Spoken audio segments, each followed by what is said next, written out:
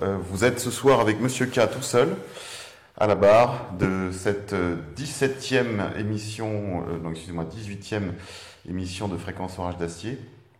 Aujourd'hui, je vais m'entretenir avec vous d'un sujet qui me semble important, qui fait un petit peu l'objet d'une actualité froide, si on peut dire,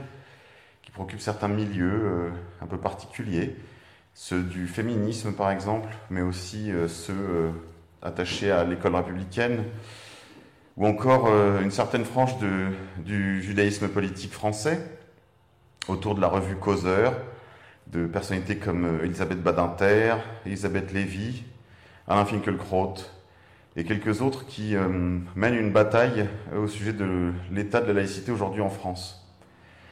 Voilà, pour faire un petit récapitulatif, je dirais, dans la longue histoire, dans le temps long, de ce qui nous a amené dans les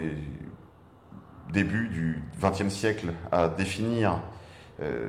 ce nouveau principe, pourrait-on dire, de la République qui était la laïcité. Il faut remonter bien en amont, jusqu'à l'époque du XVIIe siècle triomphant, le siècle de Louis XIV. Durant son règne, Louis XIV tente d'imposer, avec l'aval et la protection spirituelle d'un personnage religieux aussi important que l'aigle de Meaux, Bossuet, le grand Bossuet, qui sera un petit peu le père de cette réforme, on pourrait dire religieuse, qui prend son envol avec le règne de Louis XIV, et qui s'appelle le gallicanisme. Alors évidemment, les catholiques romains, surtout ceux qui ont trouvé refuge à l'ombre de la papauté au XIXe siècle et au début du XXe siècle, dans ce qu'on appelle l'ultramontanisme, regardent avec beaucoup de réserve ce gallicanisme, dans lequel ils voient évidemment une thèse absolument contraire de la leur, qui veut que la vérité provienne toujours des collines de Rome, la ville aux 7 collines, et que tout ce qui relève du gallicanisme soit suspect de protestantisme ou ce genre de choses. Je pense que, sans tomber dans cette caricature, on peut quand même examiner les nécessités, aussi au grand siècle, au siècle de Louis XIV, qu'il y avait, d'une certaine façon, de protéger l'Église de France de certaines émissions très politiques du pape, et en particulier depuis la querelle des investitures qui a opposé, on peut dire, les pouvoirs temporels et la puissance spirituelle pendant tout le long du Moyen-Âge, a profondément marqué les esprits, en particulier a profondément marqué l'histoire politique et religieuse de la France. On se souvient aussi des papes d'Avignon, du grand schisme d'Occident, qui amènera les rois de France à protéger des papes en Avignon. C'est toujours ces relations compliquées entre le pouvoir temporel et le pouvoir spirituel qui conduiront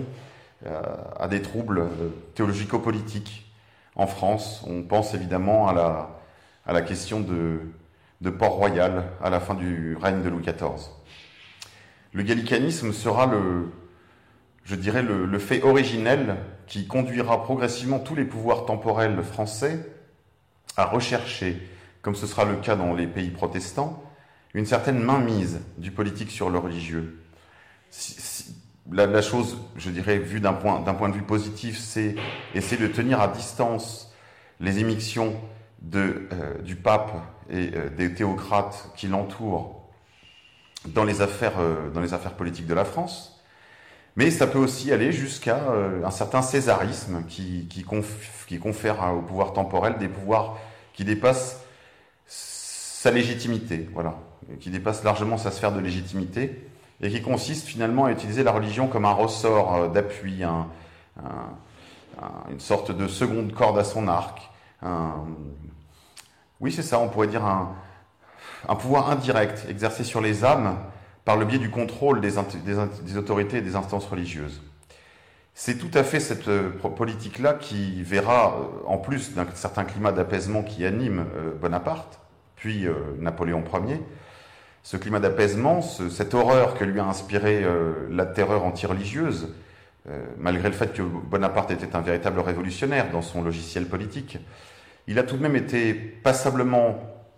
épouvanté par les excès de la persécution religieuse, et il a voulu réconcilier les Français sur le terrain religieux au début de son mandat déjà comme consul, mais Aussi, comme empereur, il poursuivra cette politique d'apaisement religieux par la politique concordataire,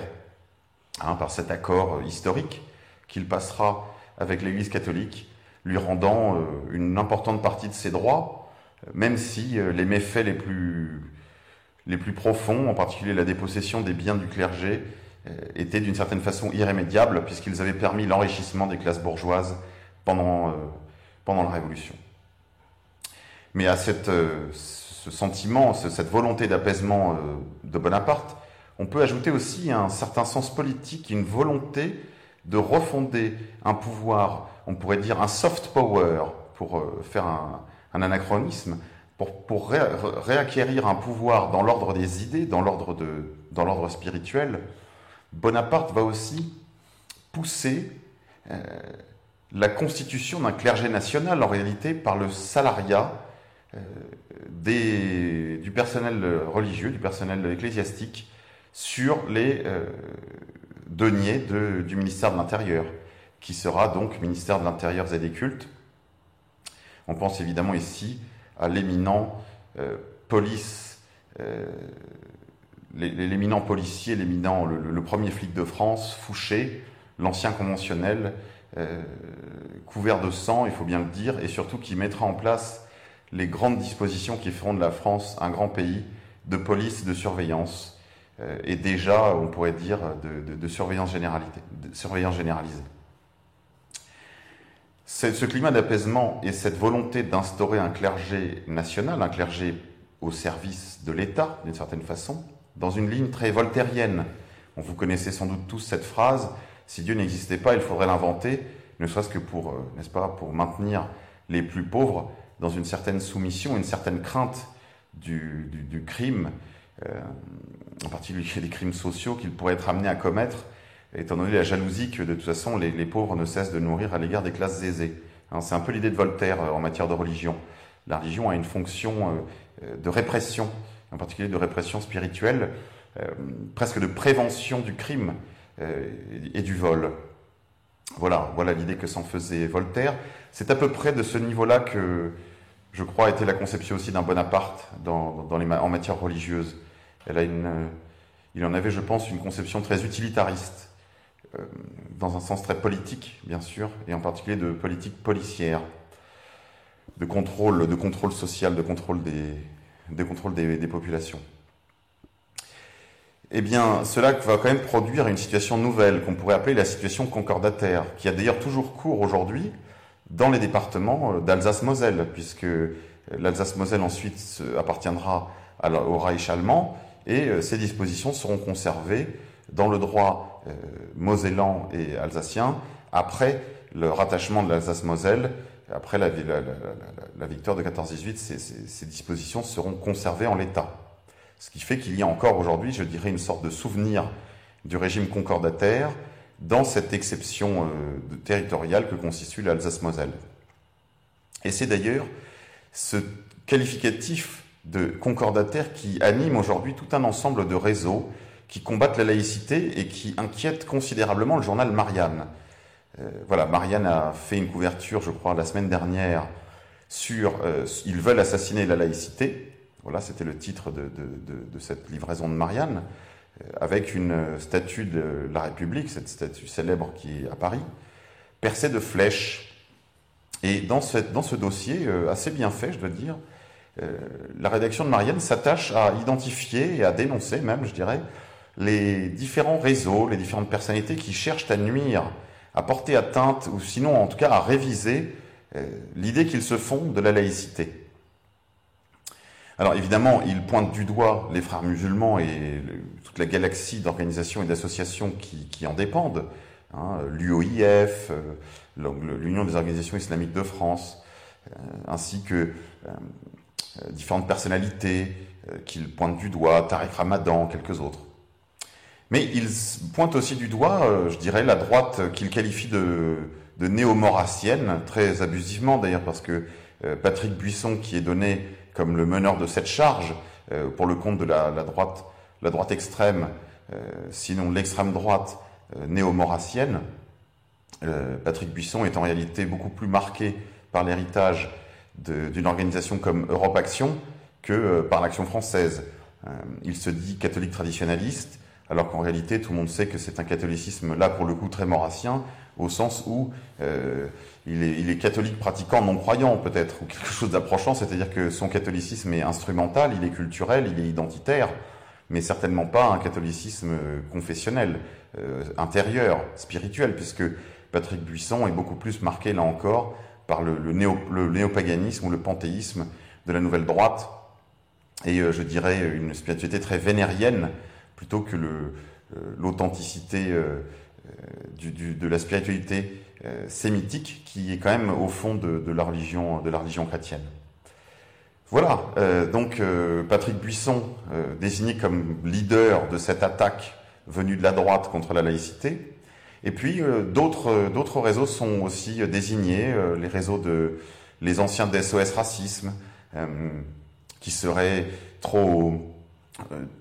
conquis, trop gagnés aux idées du communautarisme à l'anglo-saxonne et qui auraient abandonné la laïcité comme une valeur de gauche pour lui préférer finalement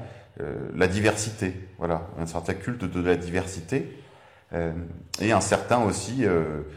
islamo-gauchisme qui est pointé du doigt dans ce dossier. Là, c'est plutôt les réseaux trotskistes du type LCR, nouveau parti anticapitaliste, les indigènes de la République, bien sûr, là aussi sont désignés nommément comme finalement le lieu où se fait la jonction entre l'islam politique des frères musulmans et un certain gauchisme tiers-mondiste très favorable à, je dirais, à l'immigration, à la culture musulmane, à la visibilité même des arabo-musulmans en France, du fait qu'ils sont assimilés à des prolétaires et partant, ils sont chargés de toutes les vertus, puisque, étant les plus pauvres, ils sont forcément des victimes, et étant des victimes, ils sont donc un nouveau prolétariat de substitution. C'est un petit peu aussi la thèse de Terra Nova, ce think tank du Parti socialiste, qui finalement a entériné la nouvelle ligne du Parti socialiste qui consiste à troquer les anciennes classes populaires, le peuple old school, comme dit le philosophe Philippe Muret dans une tribune qui lui vaut les foudres de la gauche type Mediapart et Libération. Voilà, ce peuple old school, dit Terra Nova, doit être abandonné au profit du nouveau prolétariat, d'un nouveau peuple qui serait composé à la fois des classes moyennes connectées des centres-villes et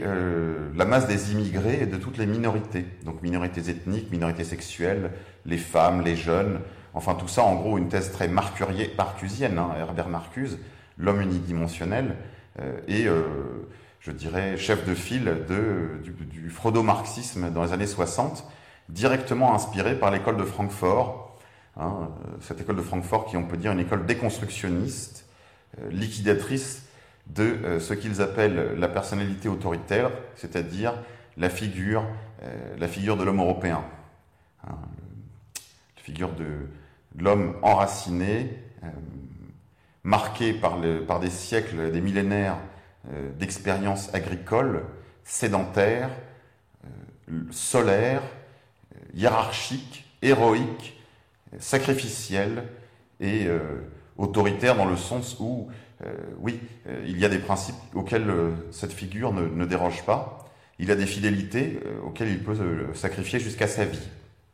Voilà. Donc cette ligne très marcusienne de Terra Nova,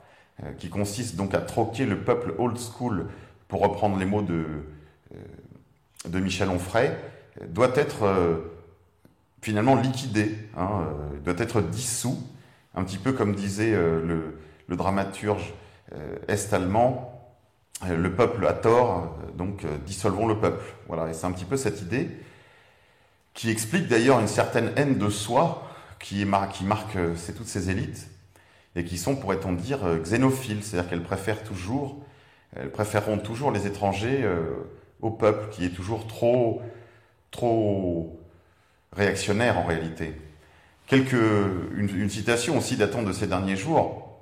du journaliste Claude Askolovitch, qui n'est pas exactement un maurassien et qui, lors de ses dernières prestations télévisées et médiatiques, a signalé que la réalité est de plus en plus réactionnaire, que les faits donnent raison au Front National, que les faits sont têtus finalement, et que ces faits donnent raison à la réaction. Donc on voit que l'actualité est très marquée par cette querelle de la laïcité, en particulier l'Observatoire de la laïcité qui a été mis en place par Dominique de Villepin et qui était présidé jusqu'à une date récente par un ami de François Mitterrand. Non, parce que je suis... Un ami de François Mitterrand, Jean-Louis Bianco, qui préside donc cet observatoire et qui a pris ses fonctions en disant la laïcité, il n'y a aucun problème de laïcité en France. La France n'a pas de problème avec sa laïcité. Ce qui évidemment fait se gausser de rire tous les gens de gauche qui ont quand même gardé un sens du réel. Parce que s'il n'y a pas un problème avec la laïcité, en tout cas il y a un problème d'islamisation qui est absolument indéniable. Ou plus exactement, une augmentation de la visibilité du fait musulman en France, du fait de l'explosion, à la fois par l'immigration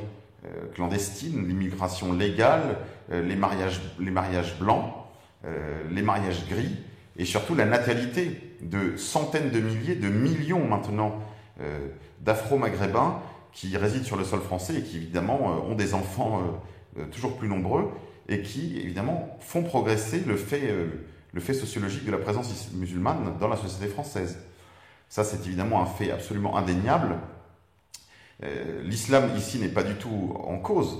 Ce qui est en cause, je dirais, c'est plutôt la présence de ces populations allogènes.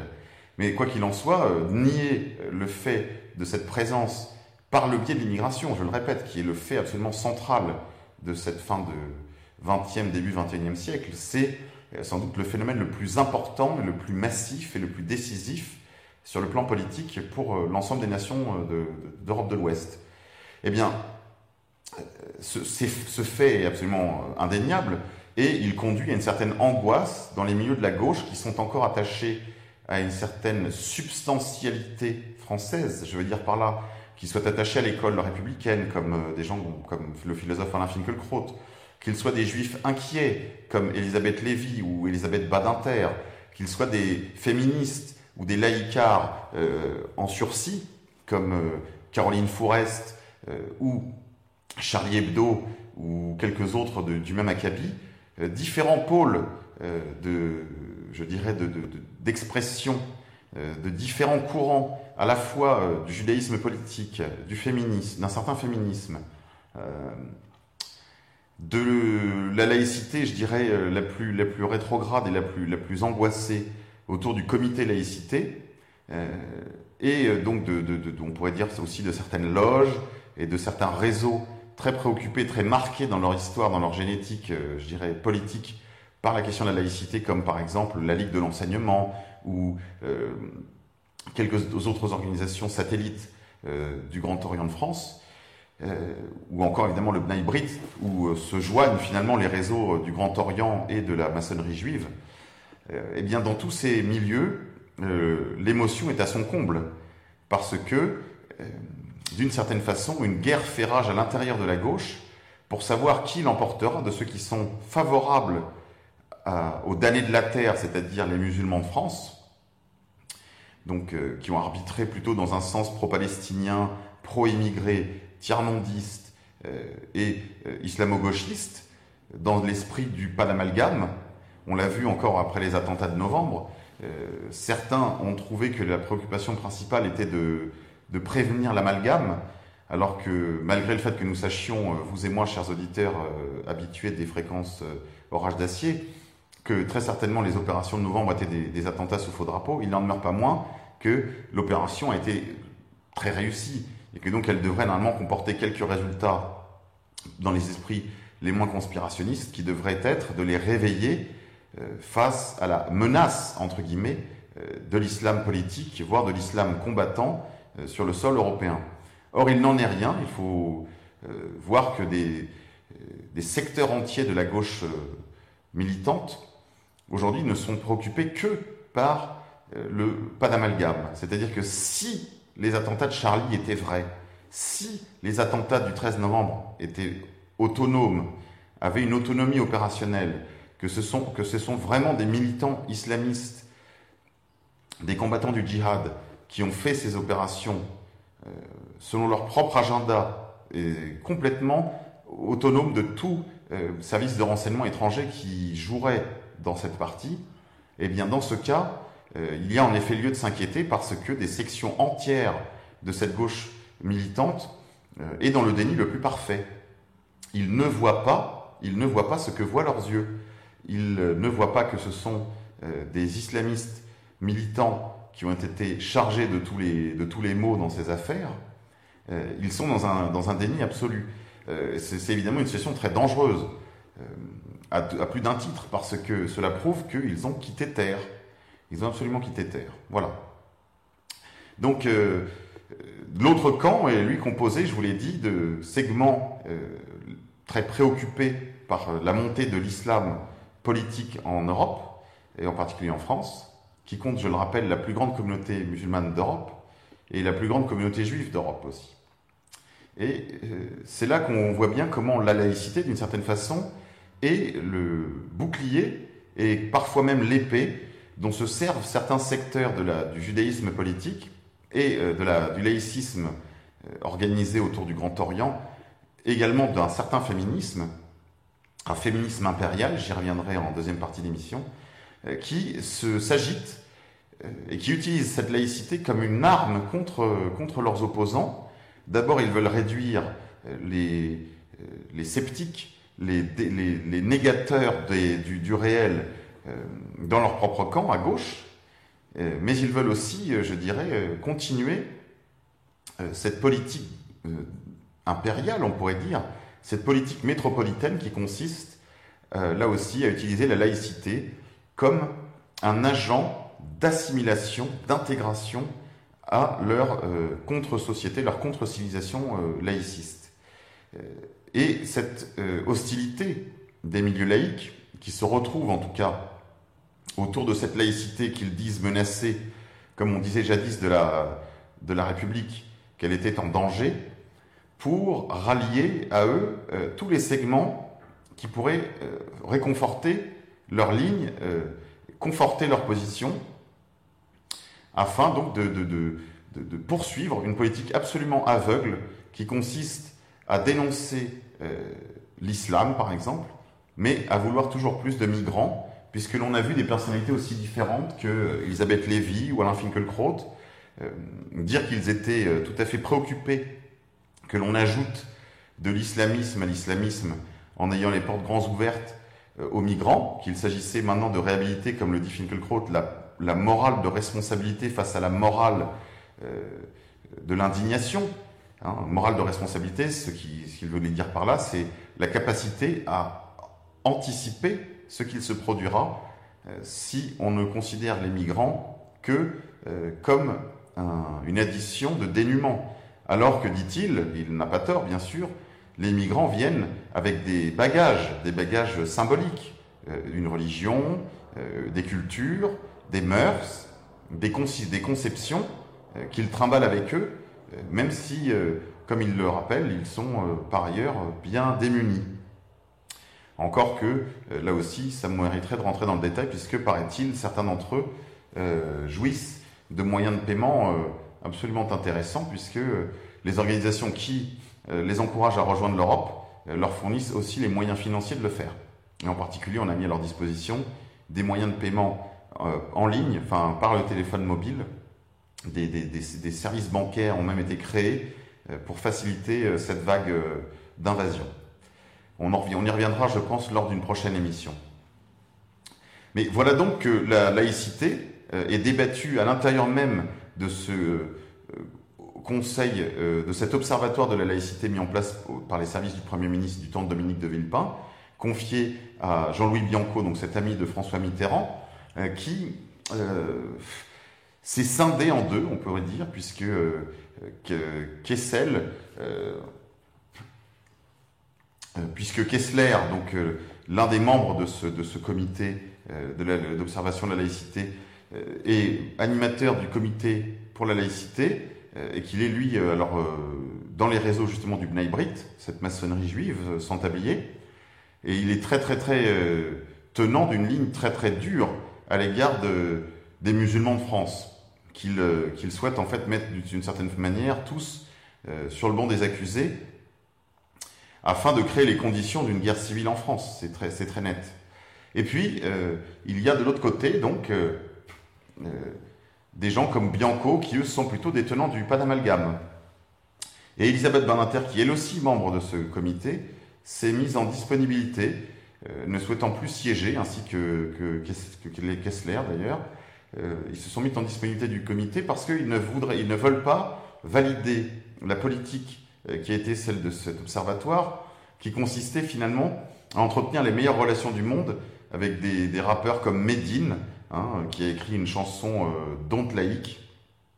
donc Don't laïque, avec un jeu de mots évidemment sur laïque et laïque. De la même manière qu'apparemment Bianco entretiendrait des relations assidues avec certains relais des frères musulmans en France, et ce qui évidemment déplaît souverainement à ses compères en socialisme et en laïcité jusqu'à la veille. Donc on pourrait dire que d'une certaine façon nous assistons avec cette querelle au cœur même de l'Observatoire de la laïcité à une résolution d'une contradiction idéologique. Je m'explique. Nous assistons, donc sous nos yeux se produit le craquellement de l'idéologie qui craque sous ces contradictions. On ne peut pas d'une part faire venir des millions d'étrangers armés spirituellement, là pour le coup de ce fait principalement de la religion musulmane, et de l'autre côté vouloir en faire de parfaits citoyens du monde, sujets métropolitains et impériaux, dévolus à la consommation, sans qu'ils ne conservent une importante partie du capital symbolique et civilisationnel qu'ils charrient avec eux, même si ce sont des va-nu-pieds et des gens qui, à mon avis, sont particulièrement peu représentatifs du phénomène de leur propre misère intérieure, des civilisations dont ils procèdent cependant. Eh bien, malgré le fait qu'ils soient de ces civilisations étrangères et qu'ils en soient très loin de là, d'être les meilleurs éléments de cette civilisation dont ils sont issus, ils n'en sont pas moins chargés de ces mœurs, de cette religiosité, de ces valeurs, de ces principes qui sont tout à fait étrangers aux nôtres. Alors étrangers à un double égard, étrangers à la culture des Lumières, à la culture capitaliste, utilitariste et socialiste qui prévaut dans les principaux segments de la population française et européenne, mais aussi de la charge symbolique pré-capitaliste de l'Europe et de la France, qu'est pour l'essentiel le catholicisme, et avant cela, évidemment, je dirais ce qu'il peut rester d'éthique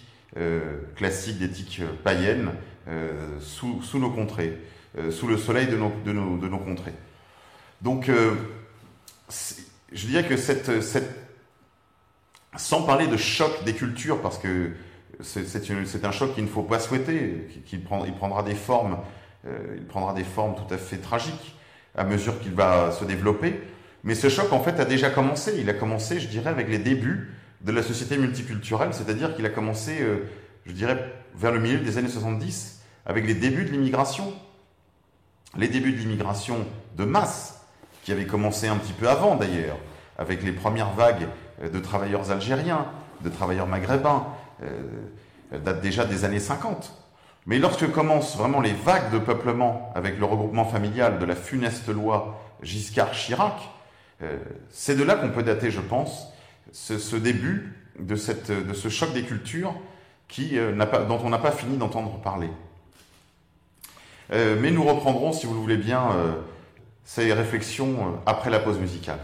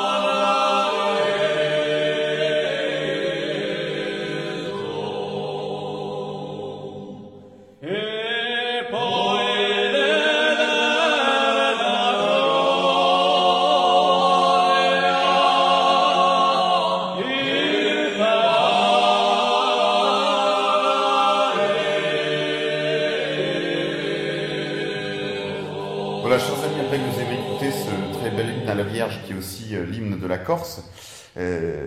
Évidemment, c'est un clin d'œil au fait que lors la première réunion du Conseil régional de Corse, du Conseil territorial de Corse, les autonomistes corses ont chanté le Salve Regina plutôt que la Marseillaise, ce qui évidemment n'a pas manqué de faire hurler les Jacobins, les laïcards, à commencer évidemment par Florian Philippot, qui véritablement ne comprend rien à notre famille spirituelle et politique. Voilà, évidemment, nous, pour notre part, nous, militants de la Révolution conservatrice, ne pouvions qu'être enchantés d'entendre chanter cet hymne à la Vierge dans une enceinte politique qui annonce, je l'espère pour demain, de très belles victoires de ce type. Voilà, pour reprendre un petit peu nos réflexions, chers amis auditeurs, sur l'état de cette guerre à l'intérieur de la gauche sur la question de la laïcité, je voudrais vous dire que cette guerre se redouble sur le terrain aussi du féminisme, puisque après les incidents de Cologne, les nombreux viols et agressions sexuelles en très grand nombre, puisque maintenant on en dénombre plus de 500 si mes informations sont justes, en tout cas cette nuit de la Saint-Sylvestre qui a été émaillée de très nombreux incidents impliquant pour l'essentiel des migrants ou des immigrés de plus longue date d'origine d'origine maghrébine et orientale, donc à la fois des Syriens, Irakiens, Afghans, etc., a frappé donc cette ville de Cologne, qui est une des villes les plus ouvertes, les plus accueillantes à l'égard des migrants, puisqu'on se souvient tous de ces scènes absolument hallucinatoires où l'on voyait justement ces mêmes femmes faire bon accueil aux migrants dans les gares de l'Allemagne, où elles portaient des panneaux disant Refugees Welcome, ou encore Bienvenue en Allemagne, à la fois en anglais, en allemand, mais aussi on pense à tous ces cortèges avec des ballons gonflés à l'hélium, tous ces gens fragiles qui ouvraient grand leurs bras, donnaient à manger, des vêtements, des bouteilles d'eau sur les quais des gares d'Allemagne, à des gens qui n'en ont absolument ni envie, ni même le besoin de recevoir tous ces dons, qui sont véritablement le signe d'une haine de soi et d'une volonté de mourir. Et il y a véritablement quelque chose d'un désir de mort dans la manière dont les Allemands ont fait accueil aux migrants, qui saluent, ce faisant, leur propre remplacement. On a même vu, après les événements de Cologne, les tristes événements de Cologne qui ont suscité les pires commentaires des décideurs allemands, on pense par exemple aux paroles de la maire de Cologne qui appelait les Allemandes à adopter des comportements moins provoquants à l'égard des migrants afin de limiter les zones de conflit. On croit rêver. De la même manière, on a vu jusqu'à certains de ces pro-migrants, une de ces militantes en tout cas, pro-migrants sur les réseaux sociaux, poster la photographie d'un panneau qu'elle brandissait, qui est absolument hallucinant, où elle disait qu'elle veut bien échanger ces racistes contre les violeurs étrangers. Voilà où on en est. Donc le viol d'Européennes par des migrants ne suffit pas, là non plus, à ouvrir les yeux des uns et des autres. Voilà, si ces violences à caractère sexuel n'ont pas suffi à ouvrir les yeux de tous ceux qui ont eu à en prendre connaissance, beaucoup d'ailleurs l'ont ignoré pendant des jours et des jours, puisque les médias avaient choisi de taire ces affaires, comme la police de Suède avait eu de très nombreuses affaires similaires, où 98% des viols commis en Suède sont le fait d'auteurs étrangers,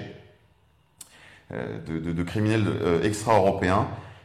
Et bien là de même, les autorités et les médias aussi, je dois le dire, les médias européens ont fait le choix de taire ces faits parce que, disait-il, ça conduira à des amalgames, à de la peur, etc. On connaît tous la ritournelle. Voilà, donc c'est-à-dire que le réel lui-même est mis en congé, le réel est dénié parce que le réel donne raison à l'extrême droite. On a même entendu là aussi des commentaires du genre « ça aurait été beaucoup mieux si les auteurs de viol avaient été des types d'extrême droite ». Voilà. On a entendu ça sur un plateau TV français. C'est vrai que ça aurait été mieux qu'il n'y ait pas de viol du tout. Non, cette personne a trouvé, elle, que ça aurait été mieux que les auteurs de viol soient des types d'extrême droite. Comme ça, on aurait pu mettre ça encore à leur actif. Voilà, cette affaire de Cologne a là aussi fracturé la gauche selon à peu près les mêmes lignes de partage, puisque on a vu jusqu'aux féministes Osons le féminisme, qui sont des féministes tout à fait subventionnées et très proches du gouvernement, puisqu'on se rappelle que Catherine de Haas, la leader de Osons le féminisme, est une collaboratrice de Najat Vallaud-Belkacem. Eh bien, les féministes françaises, là aussi, ont été d'une certaine façon fracturées, comme la gauche l'est sur la question de la laïcité, puisque certaines vont privilégier le pas d'amalgame à la lutte contre les crimes sexistes, on pourrait dire, puisque elles sont parfois, pour certaines d'entre elles, embarquées dans la promotion du féminicide, hein, le crime commis contre les femmes en raison de leur qualité de femmes, hein, sur le schéma évidemment du génocide juif. Il a été tué, ils ont été assassinés parce que juifs. Eh bien, certaines féministes veulent prendre d'une certaine façon la jurisprudence d'Nuremberg afin de créer un féminicide, comme il y a, on pourrait dire, un séminicide, si vous permettez ce néologisme parlant du meurtre de masse des sémites d'Europe. Voilà, donc sur cette base-là, les milieux féministes, eux aussi, se sont scindés en deux, certains privilégiant la poursuite de leur combat féministe, d'autres privilégiant le pas d'amalgame et préférant finalement gommer la spécificité de ces crimes en les noyant dans une conspiration patriarcale où de toute façon tous les hommes sont des criminels en puissance et que donc, afin de ne pas faire de racisme, il ne fallait pas faire de distinction entre les auteurs. Voilà où on en est. Voilà où on est la gauche. Elle a un tel point de déliquescence intellectuelle que voilà l'état des publications qu'on peut trouver par exemple sur le site de Osons le féminisme, où la tribune qu'elles publieront est un véritable exercice de gommage et de contorsionnisme qui permet donc à ces militantes féministes de noyer le poisson finalement. Hein, c'était tout à fait la tactique choisie. Il s'agit maintenant que les faits sont beaucoup trop, je dirais, nombreux et concordants. Maintenant, il s'agit de noyer le poisson. Donc, plutôt que de parler des faits de Cologne, elles ont préféré élargir le spectre et parler de tous les viols commis chaque année contre des femmes. Alors qu'il s'agit là véritablement d'un fait nouveau et d'un fait tout à fait saisissant. Ce sont les crimes à caractère sexuel dans un environnement, enfin dans un climat raciste. C'est une réalité. Et c'est une réalité qui est passée sous silence maintenant depuis presque 2 décennies, parce que ces faits se multiplient. Ce sont des faits qu'on constate en plus aussi bien en Angleterre qu'en Suède qu'en France qu'ailleurs. Et ces faits ne cessent de croître en nombre, au point que maintenant ils deviennent, je dirais, une réalité médiatique malgré le déni des médias. Eh bien, certes, une partie de la gauche a choisi d'ouvrir les yeux plutôt que l'autre, et cette exactitude pour se moquer un petit peu d'Alain Finkielkraut en l'espèce, eh bien cette exactitude à voir ces faits se produire conduit la gauche finalement à sombrer sous le poids de ses propres contradictions, avec, on pourrait dire, une gauche réactionnaire, sécuritaire et finalement très néoconservatrice autour de la personne de Manuel Valls, qui en est l'incarnation aujourd'hui la plus éminente. Manuel Valls, derrière lequel se rangent des personnalités comme Elisabeth Badinter, des personnalités comme Alain Finkielkraut, des médiatiques comme Elisabeth Lévy, et on voit se constituer donc autour du magazine Causeur un véritable pôle néoconservateur. Néoconservateur dans quel sens ? Dans le sens exact qu'en a donné Fukuyama dans son petit ouvrage sur les néoconservateurs, où il rappelle que ce sont principalement des militants d'ultra-gauche, la plupart du temps trotskistes d'ailleurs, d'extraction juive, qui ont rejoint le camp républicain lorsqu'ils se sont aperçus que les politiques d'intégration, d'assimilation des Afro-Américains avaient pour principale conséquence de mettre en péril, je dirais, un certain leadership juifs dans l'université américaine. Ils se sont beaucoup opposés au busing, qui consistait donc à faire monter dans des autobus des Afro-Américains pour les emmener dans des communes, dans des communautés plus favorisées socialement, donc blanches, dans lesquelles évidemment s'étaient glissés quelques éléments juifs, et qui prospéraient dans ces universités. Et lorsque l'on a fait venir les Noirs, eh bien, les Juifs des campus ont vu croître les revendications sociales, les revendications raciales, et aussi certaines formes de judéo-scepticisme se développer, allant même parfois jusqu'à un certain antisémitisme, que ce soit d'ailleurs en soutien à la cause palestinienne ou à cause de la lecture et de la sympathie que pouvaient porter certains des étudiants américains, noirs américains, à des organisations comme les Black Panthers, des personnalités comme Malcolm X, ou même plus modérément comme certains pasteurs noirs américains qui rappellent le rôle de certains juifs, par exemple dans la traite négrière, ou qui parlent de la banque, ou qui tiennent des discours anticapitalistes, ou anti-oligarchie, ou simplement anti-establishment, et dans lesquels évidemment des personnalités juives sont mises en accusation. Et après cette expérience tout à fait traumatisante qui a été le fait de l'aile la plus progressiste du Parti démocrate, tout un segment du judaïsme politique américain, finalement, s'est organisé autour de la revue Commentary et a rallié le Parti républicain, dans lequel il a trouvé un écho très favorable, en particulier chez les baptistes, chez les chrétiens fondamentalistes américains, en particulier sur la question d'Israël, tout spécialement sur le devenir de l'État d'Israël, qui était, il faut le dire, la principale préoccupation de ce segment du judaïsme politique qui, plutôt que de se dire sioniste, a préféré s'intituler lui-même néoconservateur. Eh bien, autour de la revue Causeur, on voit se mettre en place la même logique, puisque l'on y voit des signatures tout à fait paléo-conservatrices. Je me souviens d'une figure comme celle de Frédéric Rouvillois, ou dans une génération postérieure, Jacques de Guilbon, ou Théophane Leméné signaient des papiers à côté donc des meilleures plumes de la presse juive française, que ce soit Finkielkraut, Lévy ou Gil Mihaili. Voilà, donc tout ça d'ailleurs sous le patronage diligent de M. Pencholelli, qui a été jadis patron de presse, d'une presse d'extrême droite telle que Minute. Donc on voit de nouvelles alliances se forger, se former, et on voit ces Mao-Occident, pour rappeler les travaux de Jean Birnbaum, qui avait fait un très bel ouvrage sur le destin intellectuel et politique des Mao français, en particulier des figures comme celle de Lardreau ou Jambet, ou de Finkielkraut, de Glucksmann, ou même d'un Bernard-Henri Lévy, eh bien, ou d'un Serge July d'ailleurs, où l'on voit d'ailleurs que prévaut, pour beaucoup d'entre eux, un certain virage, qu'on pourrait dire occidentaliste, et qui se marie très bien avec, pour ceux qui ont des ascendances juives, avec leurs préoccupations pour l'État d'Israël, préoccupations parfois obsédantes, comme c'est le cas d'ailleurs pour Elisabeth Lévy ou Alain Finkielkraut, qui sévissent toutes les semaines, non sans beaucoup d'intelligence d'ailleurs, sur les ondes de radio communautaire juive, RCJ, voilà, dans une émission qui s'intitule L'Esprit de l'escalier, et qui d'ailleurs se retrouve aussi comme chronique à l'intérieur du magazine Causeur, qui est partenaire de cette émission RCJ. Ce magazine est donc devenu,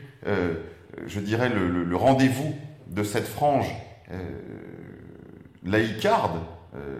en tout cas d'un laïcisme de combat, d'un féminisme de combat aussi, d'un féminisme impérial, pour reprendre ici les thèses de Stella Belkacem, où l'on voit le féminisme mis au service d'une certaine vision du monde occidentaliste, qui est cette forme tout à fait particulière d'universalisme beauté, qui consiste à, par exemple,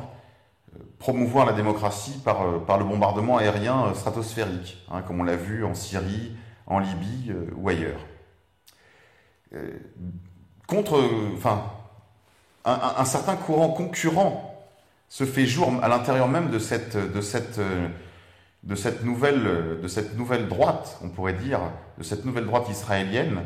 ou en tout cas de cette nouvelle droite sioniste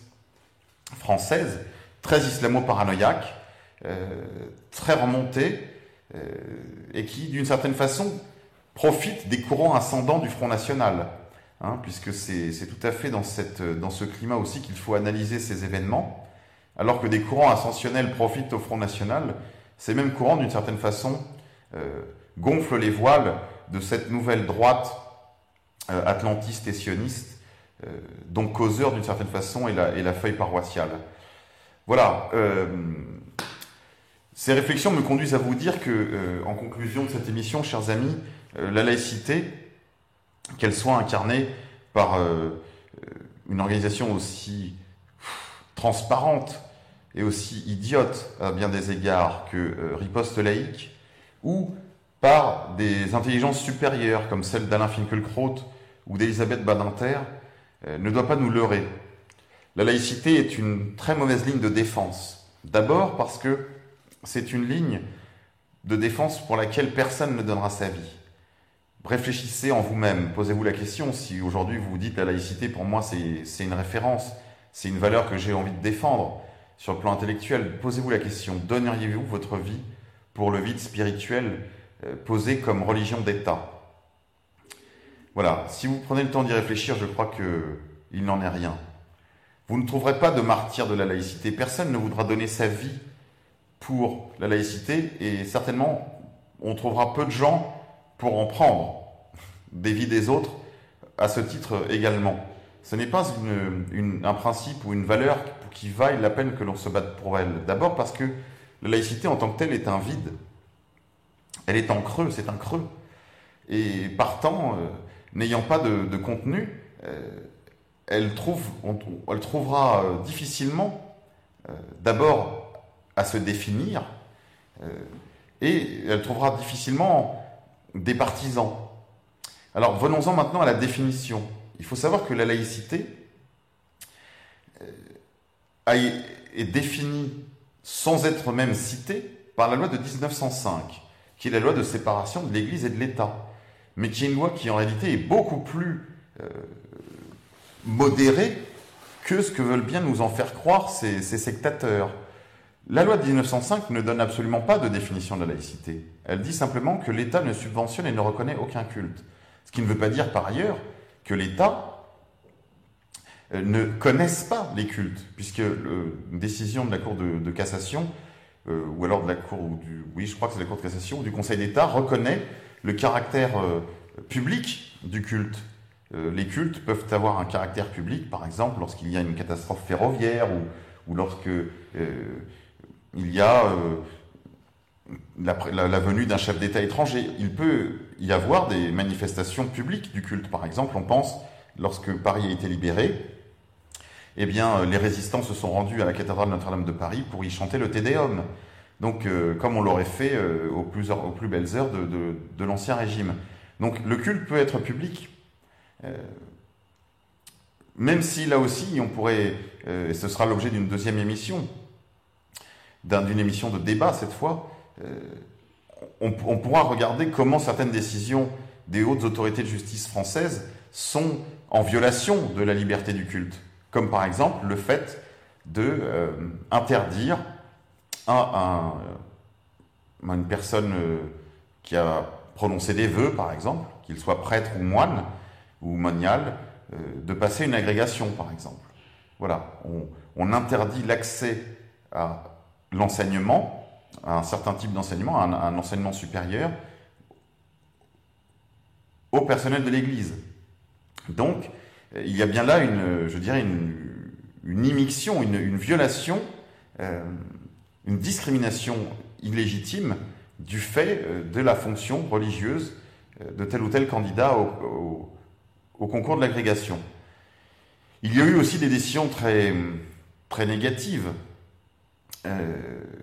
en matière de droit du travail, par exemple, qui tendent aujourd'hui à limiter la présence du fait religieux dans l'entreprise. Alors même que l'entreprise ne peut pas être concernée, bien sûr, par la laïcité qui ne concerne que l'État. De même, il y a eu des décisions très injustes concernant à la fois les enseignants, et puis, n'en parlons pas évidemment, les élèves, concernant leur vie intérieure, leur vie spirituelle, avec une très grande immixtion de l'État, finalement, dans les consciences,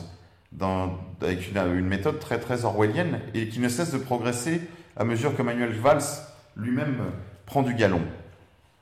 Ce sera là aussi l'occasion d'y revenir dans nos prochaines émissions. En tout cas, sachez une chose, chers amis, c'est que la laïcité n'est pas une ligne de défense valable. Au contraire, c'est parce que la France a connu un vide spirituel de presque 200 ans maintenant qu'il est aisé pour des cultures, des civilisations, des religions qui lui sont étrangères d'y prospérer avec d'autant plus de facilité qu'on a fait le vide précédemment par cette religion d'État de la laïcité. La laïcité avait pris pour principal adversaire l'Église catholique. Aujourd'hui, certains paléolaïcs voudraient s'attaquer à tout le phénomène religieux. Mais d'autres, promoteurs d'une laïcité plus ouverte, d'une laïcité redéfinie, voire d'une laïcité concordataire, souvenez-vous de ce terme de concordataire que j'employais en début d'émission, voudraient réaménager la laïcité pour faire une place à l'islam, pour ménager une place à l'islam en France. Et on voit bien que les maires, il suffit de lire à ce sujet d'ailleurs les travaux de Joachim Velokias, l'Observatoire de l'islamisation. Les maires ont joué un rôle sinistre dans ce domaine en faisant toutes sortes de baux amphithéotiques, de prêts presque à taux zéro, à des associations cultuelles afin qu'elles puissent construire des mosquées qui autrement, disent-ils pour se défendre, auraient été construites avec de l'argent étranger. Mais sachez, chers amis, que si l'islam en France se répand aussi rapidement et avec autant de facilité, c'est aussi parce que, précédemment, on a vidé la France de sa spiritualité, je dirais, indigène, qui était le christianisme. Et donc, ne vous étonnez pas de voir prospérer aussi les sectes qui ont eu, elles, toute la faveur de Nicolas Sarkozy et de son